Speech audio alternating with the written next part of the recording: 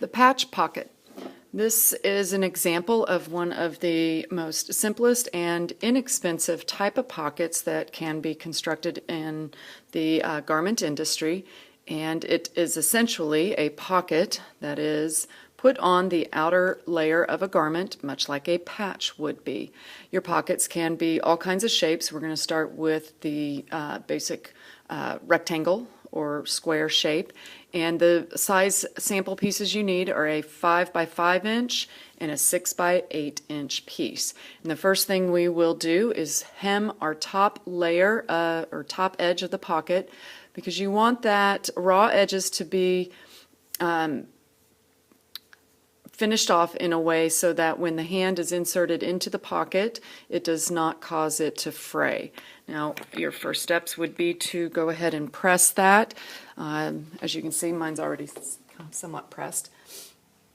It's good practice. We'll just do a 1/2 inch rolled hem, much like the one you practiced for the hem sample. 1/2 inch, folded over 2 times, so that the raw edge is completely enclosed.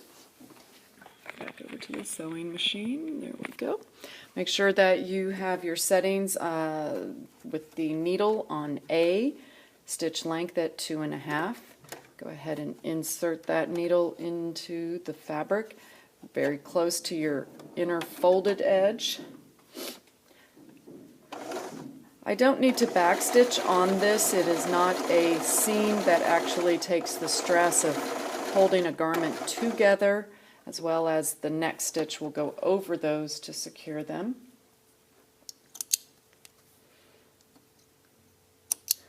There we go. So that finishes off my top edge. Now back to the ironing board, and we're going to prepare our other 3 sides here to be able to put on. In this case, I'm going to just fold in a 1/2 inch. Remember, you can use your seam guide if you need to check your measurements. But for these 3 sides, I only need to fold in 1 fold, not 2. And then my 3rd side. Patch pockets can be curved around the edges. They can actually be circles, round, all kinds of shapes. It can be very fun design details for that. Now, if you were to want any kind of decorative treatment to your pockets, a lot of times you'll see pockets on jeans now with lots of stitching, embroidery, beads, bling, all that stuff. That would need to go on at this stage, because once it goes on to your larger piece, then you have a layer behind it and you can't stitch through all the layers. Let's see if we can get a little bit closer here. There we go. Now you can use your marking pen to put some marks on here. Typically you would see a set of marks on your garment piece that allows you to figure out where to line things up.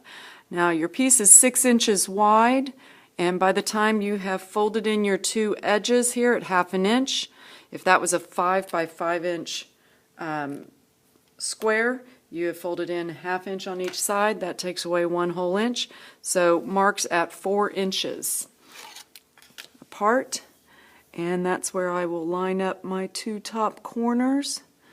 It's very hard to see on this blue. There we go. Now, when I set up my pins on for this, I go ahead and do that kind of angled towards my corners. This allows me to keep my pocket in place, but my pins will not be in my way when I sew. Okay, whoops, sorry about that. And then one more. Okay, I want to check and make sure that I am fairly parallel to the top edge. That is important whenever you are making a garment. If the pocket is supposed to be in line with another stitch or another seam line, that it is. Then underneath the needle again. Now the top corners of the pocket I will be back stitching on. I want to make sure those are nice and secure, because that's going to take the most stress with the hand going in and out of the pocket. I am trying to stitch as close to my folded edge as I can, about 1/8 of an inch away. But I do need to watch that as I get closer to the end, I don't go off the end of it. I stop 1/8 of an inch before that folded edge, come across the bottom. This is where those exercises you did in following those lines around on the paper come in handy. And then on back up to the top edge, and again, a back stitch. Okay. Now, a pocket could be done with one set of stitching. It just depends on the final look that you want for the garment piece. A little bit more casual look might actually have a double stitched row. And I'm going to have you do that because it's good practice. This time though, I am going to be 1/4 of an inch from my original stitching. If you were actually doing this with a double needle, which is very hard to construct these corners with a double needle, you need to stop with 1/4 of an inch space before you get to that line so you can make your turn at the corner. And as you near that corner, you can hand rotate your wheels so that you are in more control of it. Looks like I could go about one more stitch. There we go. And then on up to the top edge. Again, securing that really well. Back off here.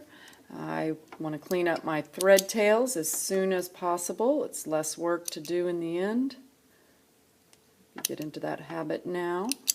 Well, if I can get my tails clipped. And the pins out of the way. And there is our patch pocket. Go ahead and do a double stitch for the good practice of it. Secure your top corners, and there is your finished pocket.